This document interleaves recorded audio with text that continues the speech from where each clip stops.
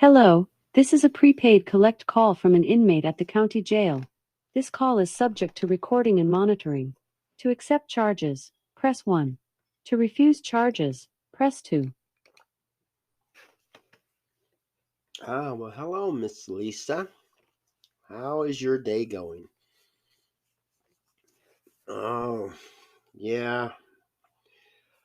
I I can imagine being stuck in that place is quite depressing. But how is your mental state of mind? Are you holding up okay? All right. Well, I can't really expect too much. And after all, it is jail, and that's what it's for. It's not supposed to be someplace that's pleasant. Years ago, people used to go to jail just to get a warm place to sleep and 3 meals and some medical attention. But we can't keep doing that because that's not what it's designed to do. Yeah, well, I do understand that being locked up and with minimum staff and all those other people in there, it does kind of put a damper on stuff and makes life really, really uncomfortable.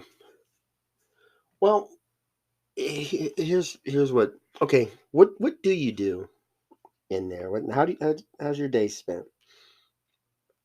Okay, so you color, and then I'm sure you don't color for 12 hours or whatnot. Um, it's just more or less.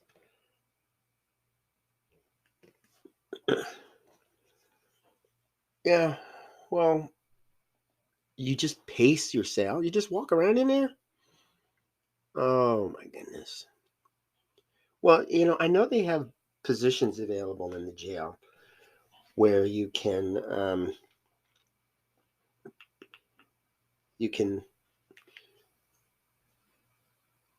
Yeah. Okay, so you did apply and you heard nothing. They're just ignoring you. Well, how long have you been in there? Oh my goodness! You think after 3 months they would tell you what the holdup is? One of the things about mental well-being is keeping your mind occupied. If it just sits there with nothing to entertain it, it's gonna cause a lot of issues for you, and it could very well affect your health. Okay, good. Good. Yeah. Keep on trying. You can't sit there and just be ignored. Bang on the drum. Let them know that you are there and you don't appreciate what's going on. I'll look into it, but I've heard that because of the minimum staff, it's harder for them to keep an eye on things. And you are in there for a violent crime. And even though we're all innocent until proven guilty, they might think that if you got into a position and escaped, publicly it would look really bad. Yeah, I know that it's all this public attention and this the way they look. And as an advocate, we praise the way they look when it's a positive and they're doing positive stuff and they're following their policies. We look for ways to fight this whole thing. Okay. You have 60 seconds remaining. All right, good. And with your support, it's going to do fantastic. That's the way I look at it.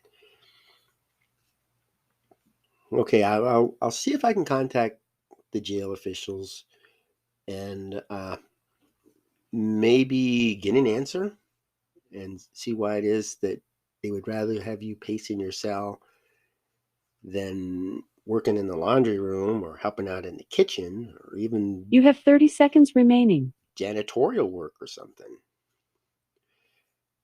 Yeah, we have some companies out here that do hire ex cons and people who are formerly incarcerated, and they're trying to work with folks, and they should do that in there too. It's part of the rehabilitation.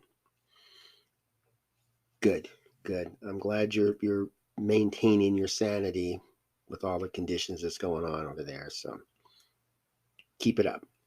Thank you for using inmate call. Goodbye.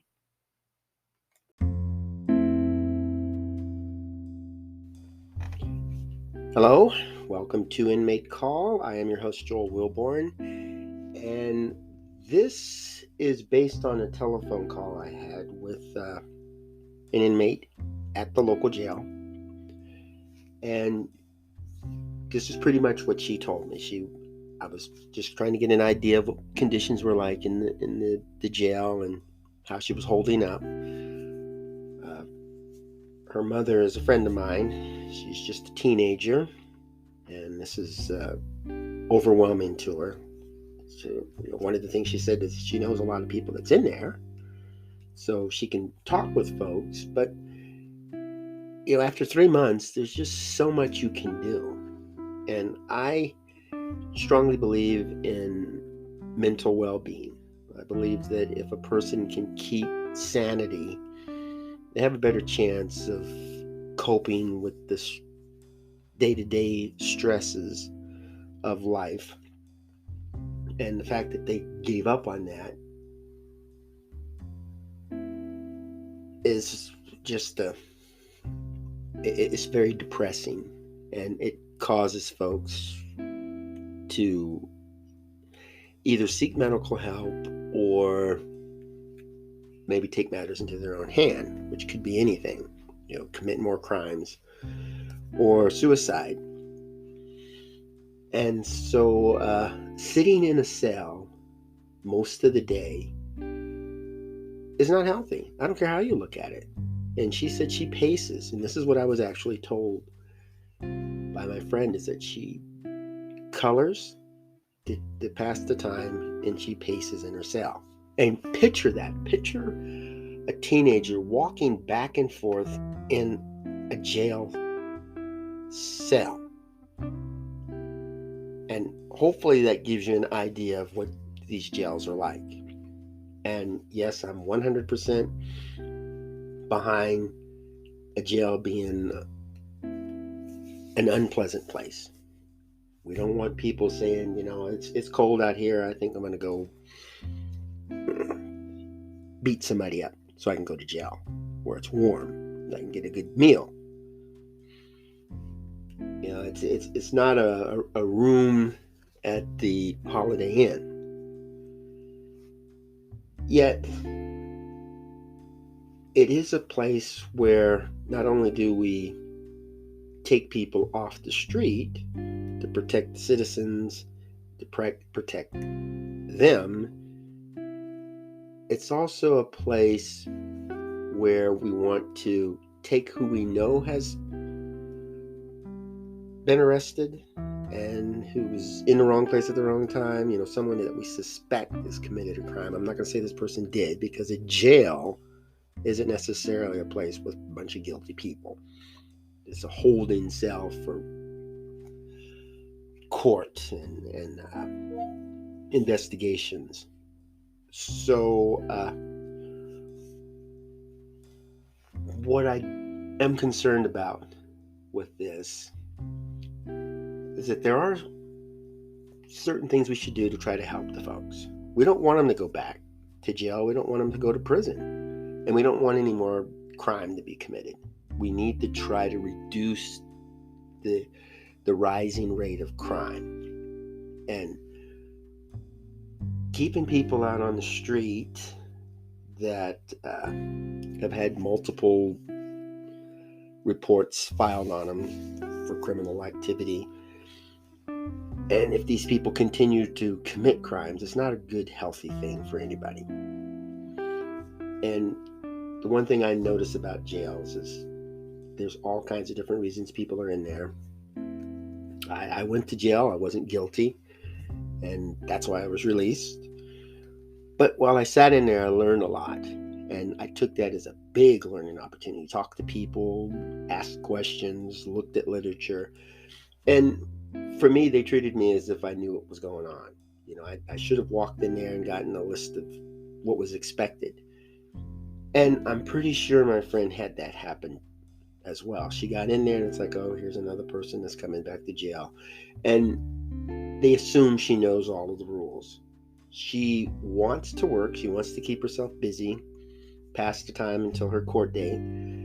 And she puts in requests to get a job. And she's seeing people come in after her, and after just maybe 3 or 4 days, these people run off and get a job. And that's not much of a job, in a jail. Mainly it's just something to do, and a way to keep their sanity and keep them out of trouble, and keep them busy so that deviant thoughts don't start flowing through their mind. Let's face it, imagine if you were sitting at home all day long, and it could just because you were laid off from your job, and you're sitting at home doing nothing, just pacing back and forth, maybe getting a coloring book and some color pencils and coloring stuff. Imagine doing that every day, and then putting in for a job and hearing nothing. Nobody calls you back. Nobody acknowledges that they got your information. And you can't go anywhere. You're just sitting at home. And you're looking for a job that you can do because you're stuck at home. And I have another concern too, because the penal system isn't protecting people from drugs, illegal contraband, and they're not protecting people from diseases like COVID. And I have a friend who's in a children's center, and she caught COVID.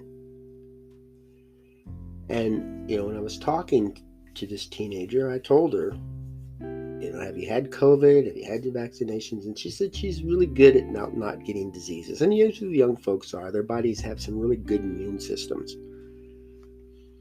And so she's not overly concerned about catching the disease. But that's not to say that she's immune to it. That's not to say she won't catch it.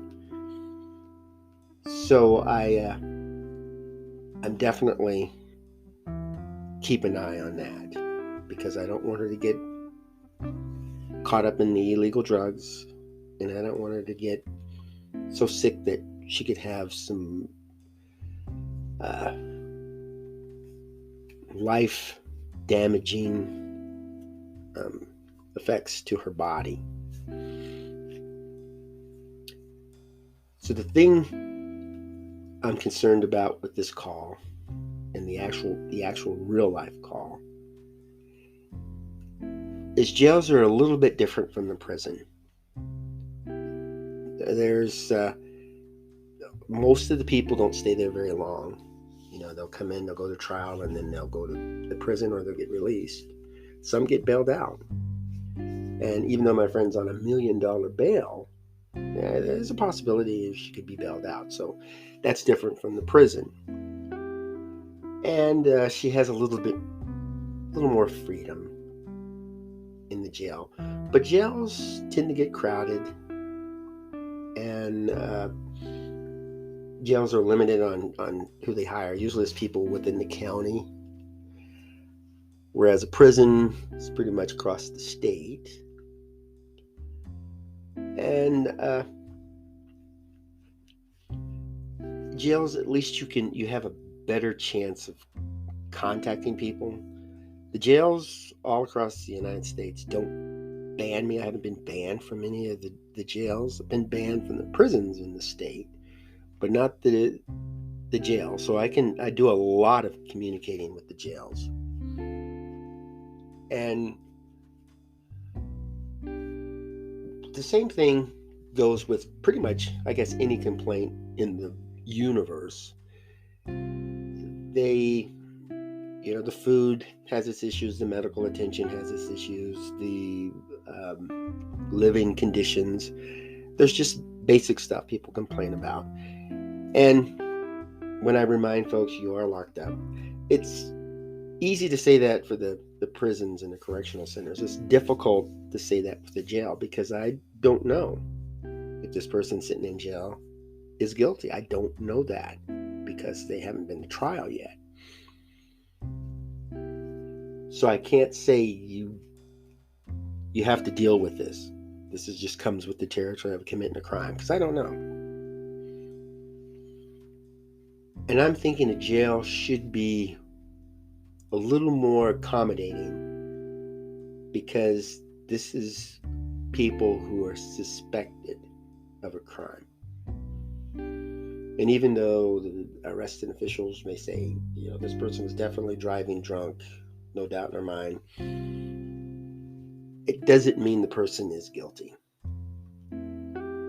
That has to be determined in a court of law with a chance for the people, both sides, to present their case and giving the defendant a chance to view all the evidence and question all the witnesses and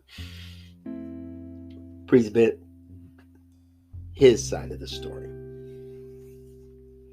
So what I would like to happen in a jail is if the people can work and they're willing to work, let them work. If they don't like cellmate, there's conflict going on in there. Maybe they're verbally fighting or physically fighting or just treating each other with disrespect. There's plenty of people in the jail to switch the cells around. I mean, my teenage friend, she is in a cell by herself and she's happy because she said the person that was in there before treated her like she was some demonic angel or something. And she felt like maybe this girl was just going to flip out on her. But we don't know. But usually the jail is the first place we get a chance to see the mental state of folks.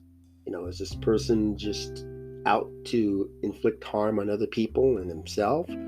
Or is he hungry and stole a loaf of bread? And his financial situation, his living conditions are not ideal, and he feels that the only way out of it is to commit crimes. Not very well because he got caught, but is that what's going on? This is our first look at folks. And what about those who have just mistaken identity? What if a woman said this man attacked me and it really wasn't him, but she just, in her mind, she thinks that's the person, and that person sitting in jail pacing a cell and not getting proper medical attention, let's say. So if we want to end this cycle, we need to assess the person. For a long time they're saying that people using guns and firearms and shooting folks is the leading cause of death for young people. Well, that's not ground in stone. Slowly, fentanyl is picking up.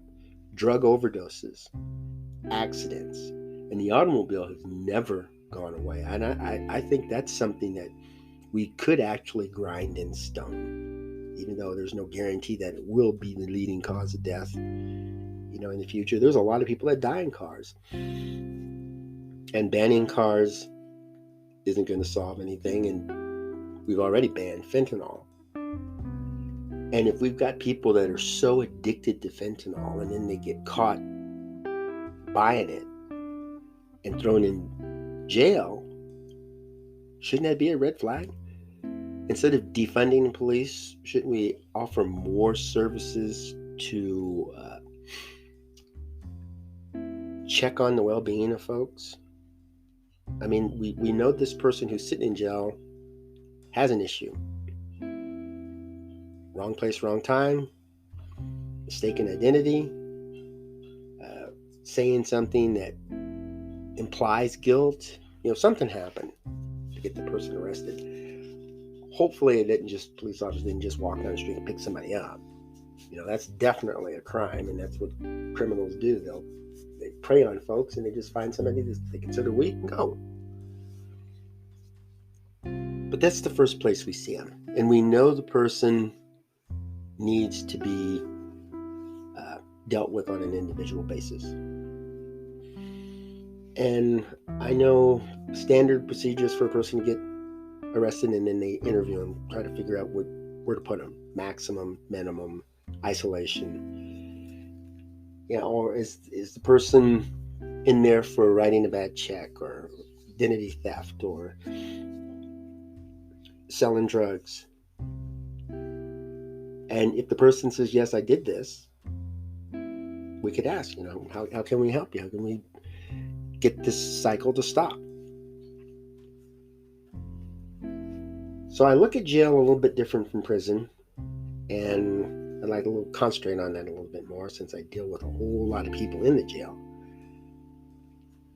Let's just work together and find the real cause of our problems. We can rally around firearms, we can rally around drug addiction, we can rally around alcoholism. Everybody has a different reason to commit crime. So if it's 10 people sitting in prison, there's 10 different reasons they're in there. There's 10 different causes. And we need to deal with it on an individual basis. People are important. Their lives have meaning. And with a shortage in workers out there, we have some companies that will actually hire folks who have had past convictions. And these people do very well. They're committed. They want to work. They want to earn money. And they want to prove to themselves and to their family that they're not the bad person that the general public makes them out to be. So they have a really good reason to prove themselves in there. And then there's others that just don't care. And we're never going to completely get rid of jails. We're never going to completely get rid of correctional centers and prisons because of folks like that. But those are the ones who need to be there because they just flat out don't care. And with all the resources we have and all the help we offer, they just don't care. But for those who do, they should be given a second chance. That's extremely important. Folks sitting in jail should not be pacing their cell.